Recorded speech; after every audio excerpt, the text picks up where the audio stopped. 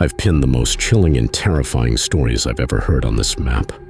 Today I'll share one of them with you.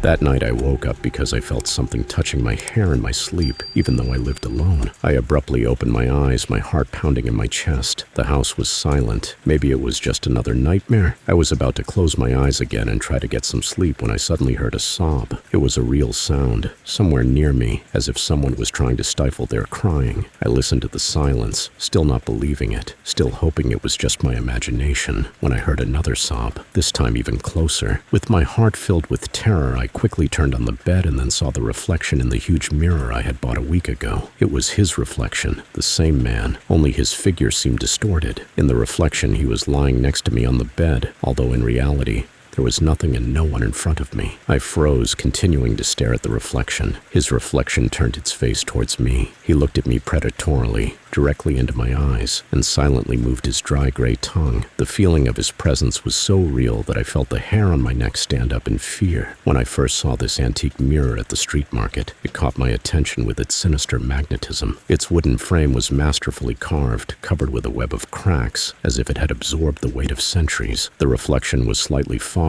creating a sense of depth, as if it held many secrets and foreign memories. The sun hiding behind the clouds barely illuminated the mirror, giving it an even more mysterious look. The seller, an old man with penetrating eyes, seemed overly eager to get rid of the mirror.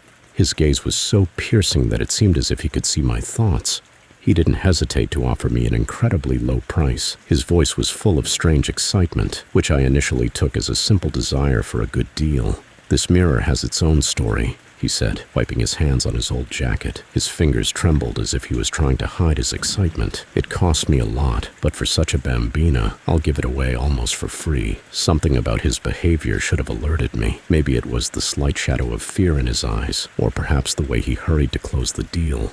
But I was enchanted by the mirror, its mystery and beauty. I have always loved antiques, so I saw a real treasure in this mirror. I touched the frame, and a chill ran through my fingers, as if the mirror was giving me a piece of its past energy. But I didn't pay attention to this feeling. I was too captivated by the thought of how it would look in my new apartment. I imagined how its charming, slightly worn beauty would add a special charm to the room. The seller hastily wrapped the mirror in an old cloth and even helped with free delivery to my new apartment, as if he wanted to get rid of it as quickly as possible. I, full of enthusiasm and inspired by its beauty, hurried home, not realizing what dark presence I had let into my life. The mirror was just the beginning of a nightmare I had yet to discover. My new apartment in Venice was supposed to be the beginning of a new chapter in my life. Located on the first floor of an old building, it looked directly onto one of the picturesque canals. Huge windows framed with delicate carvings allowed sunlight to penetrate inside, creating a play of light and shadow on the walls. High ceilings with gilded stucco depicting scenes from mythology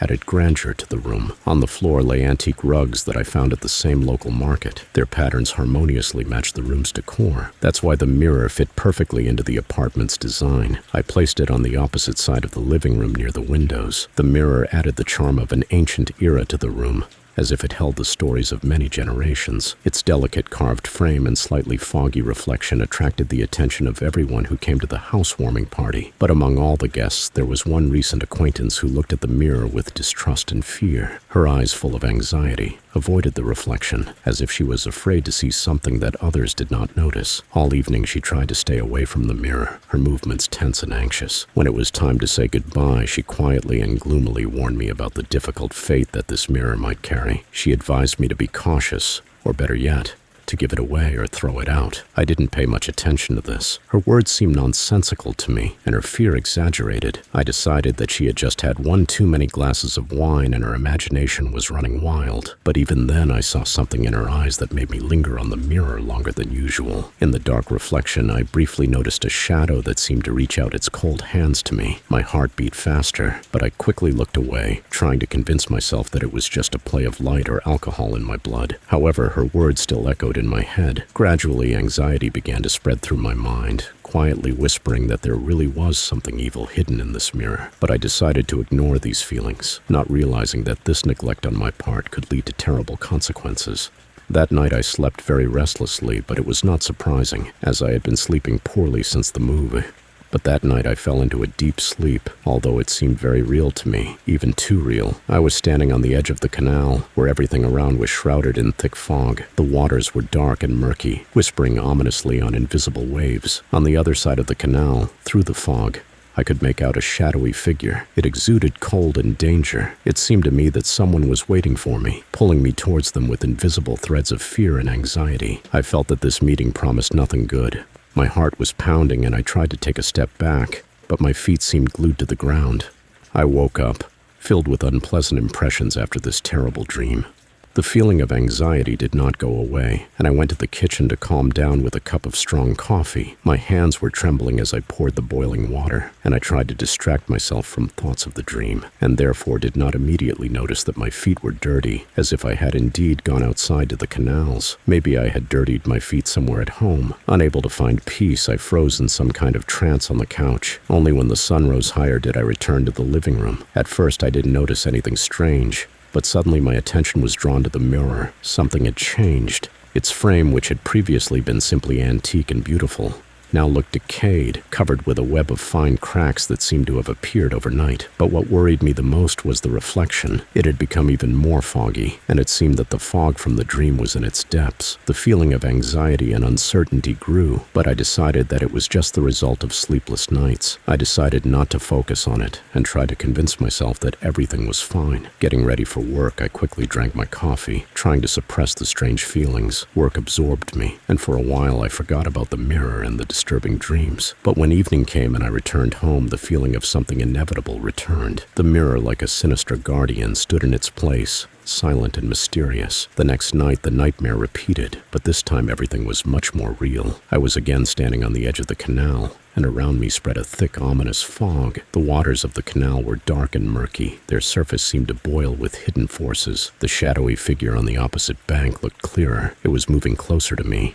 Its face was still hidden in the darkness, but I felt its cold gaze piercing me like sharp, icy needles. The feeling of hopelessness and fear paralyzed me. I felt that this meeting promised nothing good. All my instincts screamed of danger, but my legs refused to move. The silhouette was getting closer and closer, and I could hear its heavy breathing, which sent chills down my spine. The presence was so palpable that I could swear it was not just a dream. I woke up screaming, my heart pounding wildly in my chest. This nightmare caused me real anxiety. Waking up in a cold sweat, I couldn't be sure if these dreams were just a product of my imagination.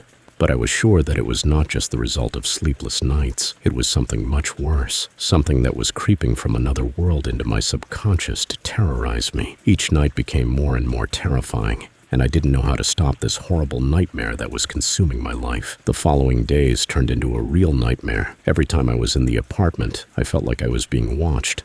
I also started noticing strange things.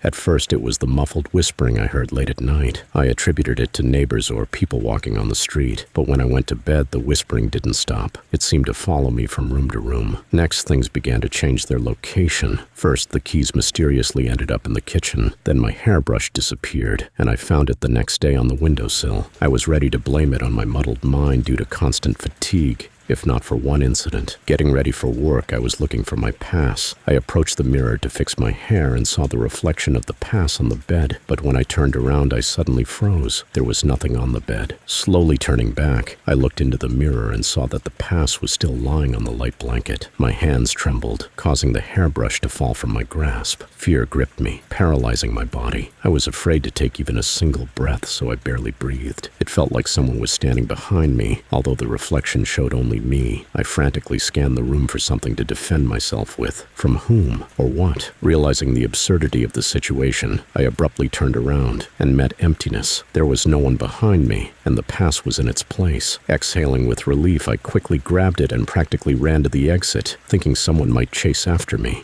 At night, it continued. Again, nightmares, only now it felt like I was surrounded by people. I felt hundreds of touches on me, making me feel dirty and exhausted. One of these touches seemed to bring me to my senses, and I woke up abruptly. Calming down a bit, I wanted to turn on the light when I suddenly heard footsteps. This made me freeze and literally wrap myself in the blanket. Cold, piercing fear gripped my soul from within, making me tremble. I didn't know what to do next, and who it was. Maybe burglars had broken into the apartment. I wanted them to take everything they wanted, just not to touch me. I was afraid to even reach for the phone on the nightstand. but I needed to do it to call the police. The footsteps stopped right next to my bed. My heart was pounding so hard it felt like it would burst out of my chest. I held my breath, trying not to make a sound, but fear completely consumed me. I waited, expecting to feel a touch on my skin, to hear someone's raspy breath near my ear, but there was only silence. Only my own terrified thoughts filled this ominous space. I listened, trying to catch the slightest sound, but there was nothing but silence. It wasn't ordinary silence, but one that presses on your ears, oppresses and makes your body shudder with fear. My hands trembled, clutching the pillow,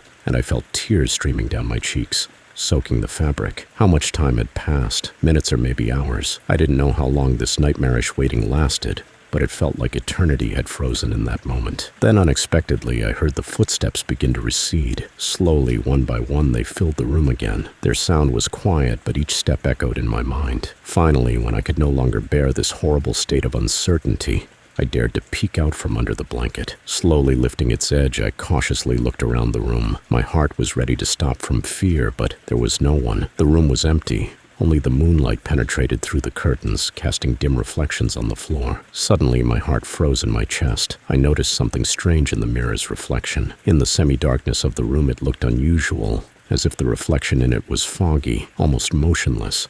I quickly turned on the light, and the room filled with bright artificial light, instantly dispelling the shadows. Trembling with excitement, I got out of bed and, barely standing on my feet, slowly approached the mirror. What I saw made me freeze in place. The mirror was not as usual. It didn't reflect the room clearly as before, but seemed shrouded in fog, pulsating inside like a living creature. My own features reflected in it were blurred and ghostly, like part of another world. But that wasn't the worst part. On the surface of the mirror, as if emerging from the fog, appeared a clear, wet handprint. It looked fresh, as if someone had just pressed their hand against the glass. I felt cold sweat trickle down my back. The print was slightly blurred, but the wet sheen on it left no doubt. It couldn't be a figment of my imagination. I felt the panic rising. My fingers trembled as I slowly touched the mirror. The cold surface under my fingers was real, but the handprint wouldn't disappear, as if it was part of that foggy world inside the mirror. Was it the person who entered my room that left this mark? Or perhaps it was the mark of someone who lives in this mirror, someone who watches me from the other side. I spent the rest of the night sleepless, curled up on the bed and not taking my eyes off the mirror. My thoughts were jumbled, but waves of fear kept me from relaxing for even a moment. I could no longer trust sleep. Fearing what might happen while I was in that vulnerable state, my body trembled with tension, and every creak of the floor or gust of wind outside the window made my heart stop. I tried to understand what was really happening. Thousands of thoughts swirled in my head, but none provided a logical explanation. My gaze kept returning to the mirror, which now seemed to me like a window into another world, a world that shouldn't have penetrated my home. I felt that this mirror was the cause of everything that had been happening to me lately, but what to do? And then I remembered him, the man from whom I bought this mirror. The memory of him stirred mixed feelings in me. I connected to this image everything I now knew. His nervousness, the haste with which he tried to get rid of the mirror, and that strange look he gave me as I left with it. He knew something I didn't. I focused on this thought, and suddenly a decision began to form within me. I had to find this man, demand answers from him. He must explain what this mirror is and why it is so cursed. I had to return it as quickly as possible before something irreversible happened. My paranoia turned into determination, and I decided in the morning I would go in search of this man, even if I had to turn the whole city upside down to find him. However, the search proved futile. With the first rays of the sun, I went to the same market where I bought the mirror. Every step, every familiar corner of Venice seemed soaked in despair, but I didn't stop. I walked through all the rows, looking into the faces of the sellers, trying to find the man whose image was in my mind, but he was nowhere to be found. It was as if he had vanished into thin air. I approached every vendor, everyone who might know something, but their answers were the same. They didn't know who I was talking about. Their eyes showed genuine confusion, and none of them even remembered a mirror like mine being sold at that market. It seemed incredible, as I clearly remembered where I bought it. With each passing minute, with each futile question, my fear grew. What did all this mean? Had I imagined this man, or perhaps he was some phantom being that appeared only to pass this cursed mirror to me? My determination began to turn into despair, and the feeling that I was trapped grew stronger. Now I was sure this mirror should never have come into my life, but it was here, and it seemed there was nothing I could do to get rid of it. When I returned home, I was met with a new disaster. The floor of the apartment was covered with water, which seemed to have flooded the apartment, as if someone had left a tap open or a pipe had burst somewhere. However, all the taps were closed and the pipes were intact. Panic gripped me again. I hurried to check the attic, but there were no signs of water there either. To calm down and find some explanation, I went upstairs to the neighbors. Maybe they had accidentally flooded me. They greeted me with distrust and a bit of anger. The neighbors said everything was dry in their place, and there had been no water at all. However, their words made me freeze. They scolded me for the loud footsteps and noise they heard from my apartment at night. They insisted that I keep quiet at night. I just nodded pale, unable to find words. Returning to my place, I saw that the water that had just covered the floor had disappeared without a trace, as if it had never been there. The floor was completely dry without the slightest hint of moisture. My hands trembled and my heart pounded in my chest. Something was happening in this apartment, and it had a direct connection to the mirror. It became clear to me that I was trapped, and getting out of it would not be easy. I decided that the only person who could help me understand what was happening was that new acquaintance, Sophie, who had warned me about the mirror at the housewarming party. Finding her number, I dialed it, trying to calm my trembling hands. When she answered, I began to persuade her to meet with me. At first, she refused, saying she was busy and that it all looked like the result of overwork. But hearing the alarm and panic in my voice, she eventually agreed to come. When she entered my apartment, I was sitting on the couch, hugging myself as if trying to protect myself from an invisible enemy. But as soon as I saw her, I immediately got up, as if grasping the last hope for salvation. I began to lead her to the bedroom, wanting to show her the mirror, but my acquaintance categorically refused to approach it. Her refusal was so resolute that a new wave of fear engulfed me. I told her everything that had happened, about the strange water on the floor, the night footsteps, and the terrible handprint on the mirror. She listened attentively, occasionally nodding, but her face became more and more concerned.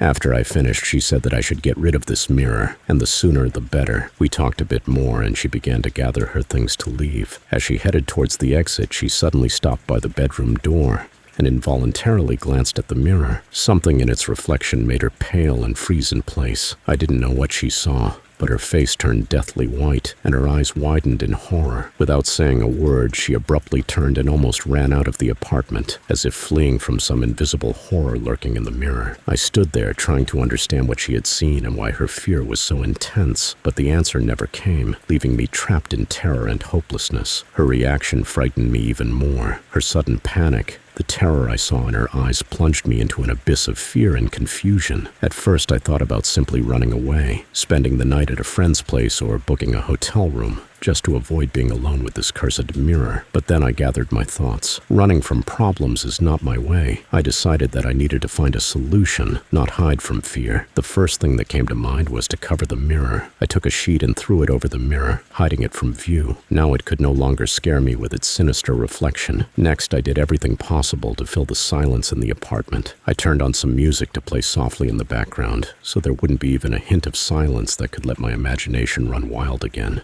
Then I turned on the TV to add more noise and distract myself with something light and mundane.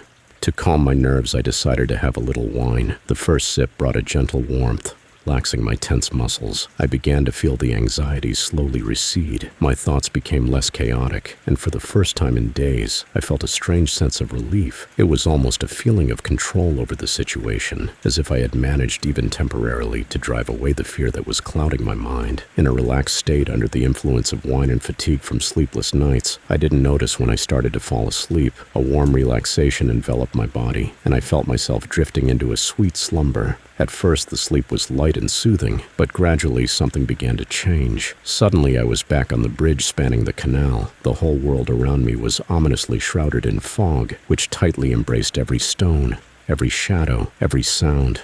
The water in the canal became even darker, seeming to absorb even the faint light that pierced through the fog. And then I saw him. A tall male figure hidden in the fog stood nearby, but this time he was not alone. Next to him stood another silhouette, short, delicate, resembling a woman. I tried to make out their faces, but the fog stubbornly hid them from my view. Suddenly, screams pierced the silence, stabbing at my heart. Then came the splashing of water. I rushed towards the silhouettes, trying to reach them, but every step seemed to bring me no closer. They remained at the same distance, unmoving and unreachable.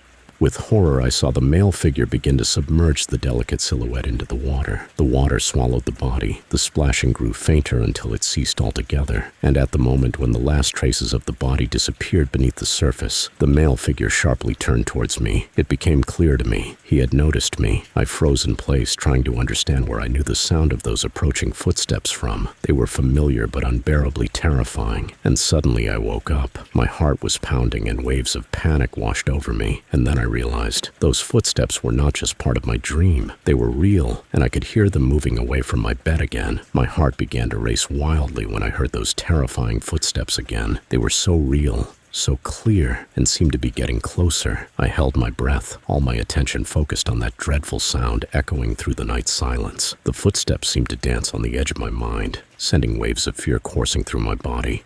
But suddenly they stopped, leaving me in oppressive silence. Unable to bear the tension, I abruptly turned on the light and first looked at the mirror. The sheet that was supposed to cover the mirror now lay on the floor. I froze, horror engulfing my entire being as I saw the mirror becoming clearer.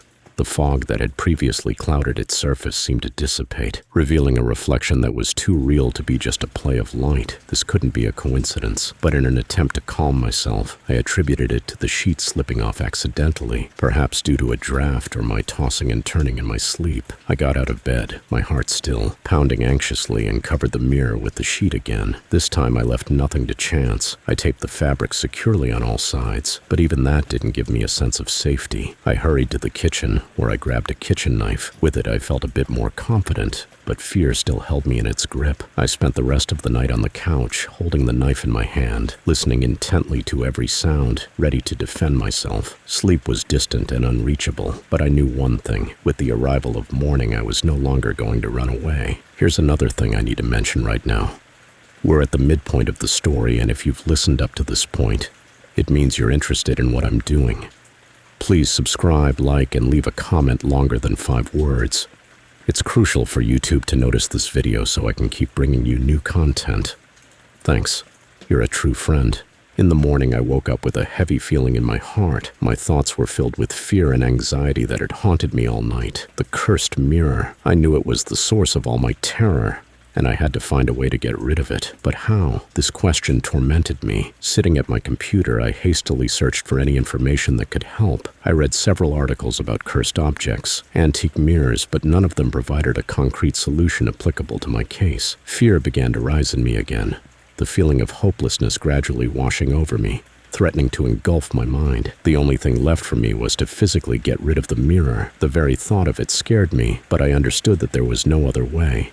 I approached the mirror, trying to calm myself. My breathing quickened, my heart pounded wildly. I grabbed the frame, tried to lift the mirror, but it didn't budge. It was as if it was rooted to the floor, anchored in reality itself. Thoughts swirled in my head. Was I really that weak? Or was it something more, something sinister that wouldn't let me move this cursed object? My hands trembled and I felt panic rising. In desperation, I called a delivery service, hoping that a few strong men would help me solve this problem. At first, they agreed to come, and I sighed with relief, but after a while they called back and said they couldn't come due to unforeseen circumstances. My calm began to crumble like sand slipping through my fingers. With each subsequent call, hope became more and more elusive. I called friends, but everyone who initially agreed to help eventually backed out, finding new excuses. It was as if they sensed something wrong, something that made them avoid me in this mirror. The last refusals came at the very last minute, leaving me alone with my fear. And so I stood in the middle of the room, blaming myself for bringing this mirror into my home. The more I thought about it, the clearer it became that this mirror was not just an antique item. It held some sinister power, something that defied logic. My fear turned into sheer terror when I realized that this mirror might have chosen me, and now I had no idea how to escape its grasp. I felt I was out of options when all my attempts to get rid of the mirror failed. It was unbearable to know that danger lurked in my own home but be unable to do anything to protect myself. At that moment, I realized I needed professional help, people who understood such things. Maybe among them,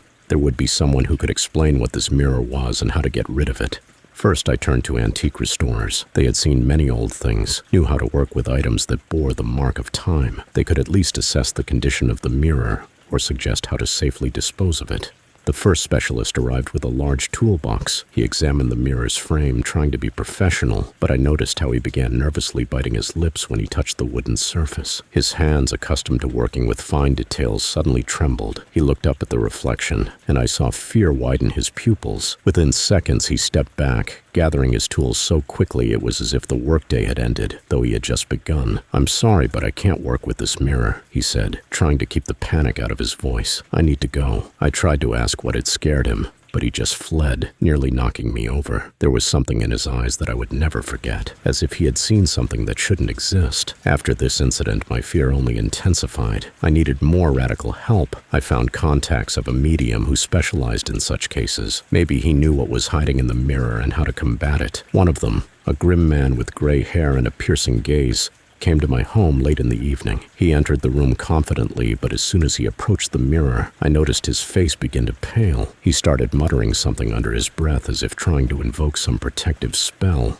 but then abruptly fell silent, freezing in place. This is bad, very bad," he murmured, not taking his eyes off the mirror. His hands trembled and he almost immediately stepped back, looking at me with horror in his eyes. "You shouldn't deal with this. I don't know what it is, but it's dangerous. Leave it and don't come back here." He hurried to the door, not even waiting for me to ask what he had seen. "What is it? What did you see?" I shouted after him, but he had already disappeared through the door, leaving me alone with my fears. Now I was completely alone. My attempt to find help had only made the situation even scarier. They all fled from the mirror, as if from something invisible but extremely dangerous. Something was inside this mirror, something that instilled such fear in people that they refused to deal with it. After the last guest left my apartment, I was enveloped in oppressive loneliness. Despair gradually filled my thoughts, echoing with every step that sounded in the empty rooms. I went to bed, not expecting peace, but surprisingly the night passed quietly, plunging me into a deep, serene sleep, as if the evil itself had decided to take a break. It was so unusual that waking up in the morning, I felt a slight anxious breath on the back of my neck, as if the night's silence was just a prelude to something greater. My unease was shattered by a loud, insistent knock at the door. Not fully awake, I got up, dragging my feet as if all my strength had left me overnight. But sleep instantly fled when I saw 2 police officers at the door. Their serious faces foretold unpleasant news. Anxiety gripped me, reflected in my trembling fingers as I invited them in. They began asking questions about Sophie, our friendship, our recent meetings, and whether I had noticed anything strange in her behavior. With each question, a sense of impending doom grew within me, as if something invisible was pulling me into an abyss from which there was no escape. Suddenly, one of the officers said what I had feared. Sophie had been found dead, drowned in one of the canals. My blood ran cold. It was like a blow to the chest. Memories of the dream suddenly flashed in my mind. The male silhouette, the water, the ominous splashing. The whole world around me seemed to shift, turning into a murky, dark reality where nothing made sense anymore. As the police were about to leave, one of them handed me a letter. He explained that they found me at this address because of the letter, and although he wasn't supposed to do this, there might be something important for me inside. Anxiety gripped my heart in a steel vice as I took the letter. It was fragile paper, trembling in my hand like something alive, full of secrets and danger. I couldn't take my eyes off it, feeling that with each passing moment something terrible and inevitable was approaching. And now I understood. None of them would help. They all knew more than they wanted to say. And now I had only one option left: to find a way to confront this dark force that had entered my life through this cursed mirror. I sat on the couch holding the letter in my hands, feeling my heart pounding wildly in my chest. Fear and a sense of impending doom gripped me tightly. A letter from Sophie. I couldn't believe it was here in my hands after everything that had happened. As I opened the envelope, I felt tears welling up, but I held them back, trying to keep myself together. Sophie's words were filled with anxiety and despair. She wrote that she had been trying to find a way to help me, desperately searching for answers. She had come across some old records, descriptions of similar cases. The letter said that the mirror I had brought into my life was not just an antique item. It was like a parasite, absorbing all my strength, feeding on my emotions, gradually draining me and driving me insane. Sophie warned that this process had only just begun, and that with each passing day, the mirror would grow stronger until it consumed me completely. She urgently advised me to leave the apartment immediately before it was too late. My body trembled with fear. Each of Sophie's words, like bitter poisonous juice, seeped into my consciousness, making my heart contract with horror. I knew she was right. I felt the mirror consuming me, turning my life into a nightmare. But at the same time, I couldn't reconcile myself to the thought of running away. I placed the letter on the table, stood up resolutely, feeling a wave of fear and anger rising within me. I approached the mirror, which still stood in the bedroom, dark and sinister, like a silent observer of my suffering. The sheet I had covered it with earlier was once again dislodged, as it had been many times before. With trembling hands, I grabbed the fabric, tied it tightly again, as if this could contain the dark forces within. I knew Sophie was right, that staying here was dangerous, but I couldn't just give up. I had spent so much effort and money to bring my dream to life, and now I had to abandon everything because of this cursed mirror. The thought made my chest boil with anger. I wasn't going to back down. This mirror would not ruin my life. I spent the rest of the day outside the apartment, trying to find at least temporary peace from the horror that had engulfed me. The sunlight seemed safe, but even it couldn't fully dispel the sorrow that had settled in my soul after the news of Sophie's death. Her death. That heavy word wouldn't leave my mind. With each passing minute, the burden of loss became unbearable. Guilt and despair mixed, tearing me apart from within. I couldn't shake the thought that if it weren't for this cursed mirror, she would still be alive. Troubling questions swirled in my head. Did this happen because of me? Because of this sinister mirror? Fear and sadness mixed with guilt turned every thought into a sharp thorn that pierced my heart. When I returned home, the sense of safety vanished the moment I crossed the threshold. Paranoia set in immediately, compelling me to scan the apartment for any sign of someone or something's presence. But everything was in its place. Nothing had changed. Yet the feeling of something dark and unseen lingered, as if the apartment breathed this darkness, ready to engulf me at any moment. I tried to suppress this paranoia by taking a sedative, perhaps even more than I should have. The fog that enveloped my consciousness seemed the only way to temporarily mute this endless horror. I sank onto the bed, hoping to rest for at least a few hours, but deep down, I knew this rest would be nothing but an illusion. As the sedative began to take effect, I felt myself sinking into an almost artificial calm, but the tension and fear still hovered at the edge of my consciousness, ready to break through at the slightest provocation. I tried to convince myself that this night would be different. My mind was clouded by the sedatives, and I felt a strange calm that wasn't entirely natural. It seemed that this night might finally be peaceful, without nightmares and the curse of the mirror.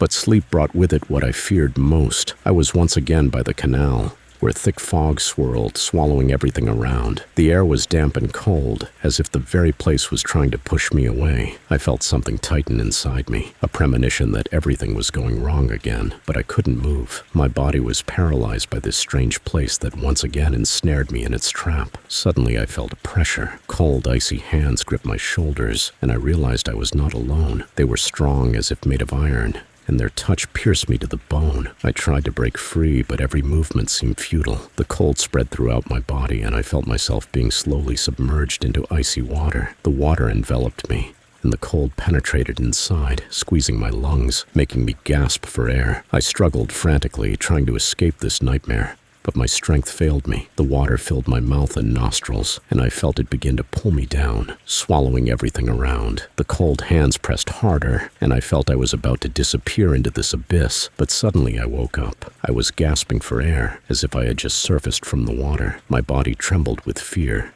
and each breath was heavy, as if I had just escaped death. But the horror was not only in this. I felt the cold hand slowly release me, leaving invisible marks behind. I sat on the bed, soaked, and my bed was also wet, as if the water from the nightmare was real. This was the last straw. My strength was exhausted. Fear filled my entire being. I howled. Fear and despair mingled in this scream, echoing through the empty walls of the apartment. I couldn't take it anymore. This mirror was driving me insane, and I realized I had to act. I jumped out of bed, turned on the lights in all the rooms, as if this could drive away the darkness trying to engulf me. Then I started looking for a hammer. The feeling of cold didn't leave me, but now it was not only physical cold. It was fear that penetrated every cell of my body, making me move quickly, faster than ever before. I could no longer allow this mirror to control my life. I finally found the hammer, gripping it so tightly that my fingers turned white. It seemed like the only thing that could save me, though deep down I knew it was futile. Suddenly, out of the corner of my eye, I noticed something in the window's reflection. It was the same fog I had seen in my nightmare, but now it appeared here, in my home. Cold terror ran through my body, and I clutched the hammer to my chest, as if it could protect me from what was coming. The fog thickened, enveloping the reflection, and then a male figure began to emerge from it. He was the same as in my dreams, and with each of his steps becoming clearer, my fear only intensified. I couldn't take it anymore. An inner scream of panic made me dash to the bedroom where the mirror stood, but what I saw there was even more terrifying. In every mirrored surface, in every reflection, was the same figure. It was approaching me from all sides, as if trying to surround me. My fear turned into despair, and I began smashing everything glass around. Mirrors, windows, any surface that could reflect this silhouette. I screamed, begging for it to leave me alone, but it seemed the more I fought, the closer it got. Fear completely took over my mind. I could no longer think rationally, only act under the influence of panic. Each hammer blow was filled with desperation. Each shard of glass only intensified the feeling of impending doom. Finally, only one mirror remained, the one that was the source of all my troubles. I raised the hammer and struck it with all my might. A strange ghostly sound echoed, as if I had hit wet sand. The mirror didn't shatter. It was oddly resilient, as if mocking me, refusing to break. I struck again and again, but to no avail. With each blow, I felt my strength leaving me, my hope evaporating with each strike. Unable to bear it any longer, I fell to my knees before the mirror, exhausted and broken. I covered my face with my hands and wept bitterly. It wasn't just crying. It was a soul-wrenching scream of fear, pain, and hopelessness. I was defeated, shattered, and the shadow that had been haunting me now seemed inevitable. I didn't know how long I sat there, broken and empty, amidst the half-destroyed apartment. Time lost its meaning. The sense of reality gradually faded, like fog dissolving at dawn. My consciousness felt alien, detached from my body, as if I were observing everything from the outside. The silence was deafening, and I hid in it, in my thoughts, to avoid what had just happened. It seemed to me that someone was knocking on the door, calling me insistently, but these sounds were so distant, as if they were coming from another world where I no longer existed. I ignored them because they couldn't break through the wall that separated me from reality. In my hand was a shard of a small mirror I had broken earlier. I brought it up to my face, and it was the only movement I could manage. The shard was sharp, and although it cut my skin, I felt no pain. Crimson, thick blood trickled down my fingers, drop by drop falling to the floor, staining the new carpet, but it didn't matter to me. I looked into the shard, hoping to find something that could explain this horror, but all I saw was emptiness, a void that consumed me from within. Or maybe it was my reflection, tired, exhausted, as if all my life force had been drained, leaving only a shell. At that moment, when I had completely lost touch with the reality, my neighbors and the police found me. They burst into the apartment, forcing the door open, and saw me on my knees, staring entranced at the shard of the mirror amidst the half-ruined room. My consciousness slowly returned to reality, but the fear and horror that gripped me wouldn't let me escape this nightmare. They tried to bring me to my senses. The people around me were persistent, but I didn't want to return. I understood they were trying, but I couldn't make myself feel their words or actions. The horror that surrounded me had rooted so deeply that any attempt to break back into reality seemed pointless. The danger hanging in the air made me hide in the darkest corners of my mind, where there was no place for fear or pain. When they sat me on the couch trying to talk to me, shaking my shoulders, I just stared at them emotionlessly.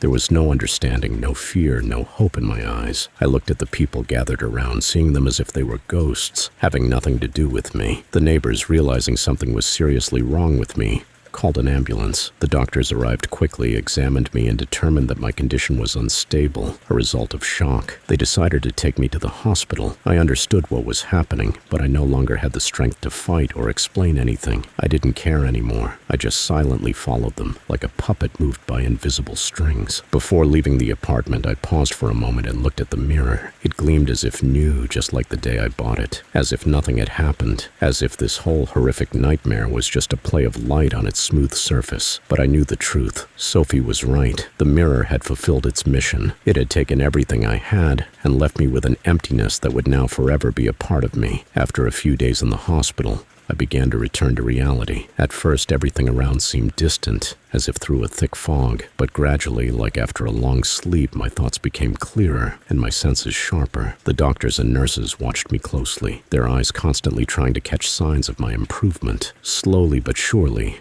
I began to rebuild myself from the fragments. One morning, I finally managed to speak a few words. At first, it was difficult. Each word felt almost foreign, but with each passing day, I spoke more, trying to regain a sense of normalcy. The doctors concluded that my condition was caused by the stress of Sophie's death.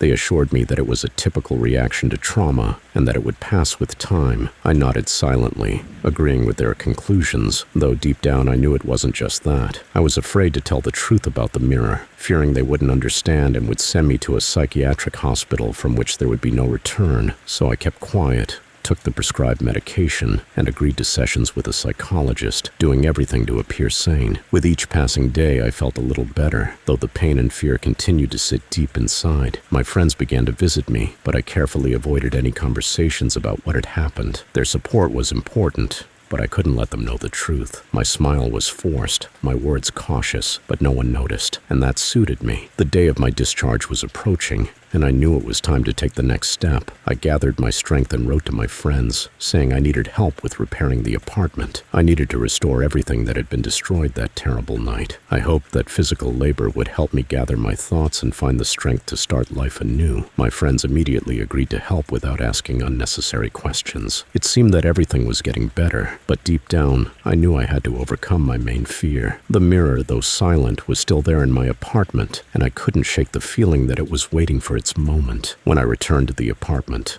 almost everything was ready. My friends had done their best, and I felt grateful, though I couldn't fully share their satisfaction. At my request, they found a large cover and completely covered the mirror, as I couldn't even look at it. The very fact of its presence caused a wave of panic in me, but now that it was hidden, I began to calm down a bit. After a bit of cleaning and celebrating my return, I started to see the guests off. Everyone was happy that I had returned to normal life, and it should have pleased me, but instead, I felt only inner tension. Something was bothering me, as if something inevitable was about to happen. I noticed one of my colleagues looking curiously at the cover hiding the mirror. I wanted to say something, to warn him, to distract him, but seeing his fascinated gaze, I froze.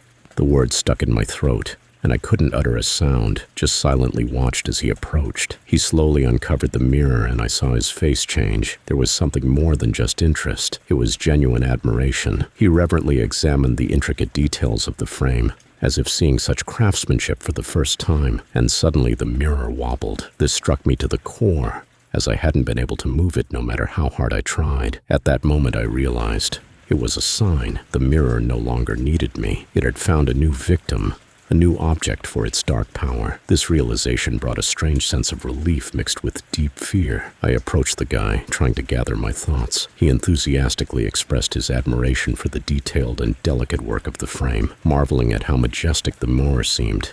And then, not missing the moment, I offered to sell it to him. The proposal was so absurd that in another situation, I would have laughed at it myself, but now it didn't matter. The only important thing was to get rid of this cursed mirror at any cost. He was surprised, but the idea of a successful purchase of such an antique quickly overshadowed all his doubts. He agreed without hesitation, and we settled on a price so low that even I felt like a market vendor.